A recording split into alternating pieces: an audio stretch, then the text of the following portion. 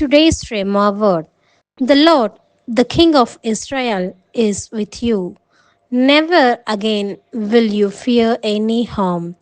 Zephaniah chapter 3 verse 15. Amen. கர்த்தர் உன் நடுவிலே இருக்கிறார், இனி தீங்கை காணாதிருப்பாய்.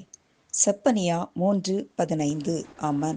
ഇസ്രായേലിന്റെ രാജാവായ യഹോവ നിന്റെ മധ്യേ ഇരിക്കുന്നു, ഇനി നീ അനർത്ഥം കാണുകയില്ല. സെഫന്യാവ് 3:15. ആമേൻ.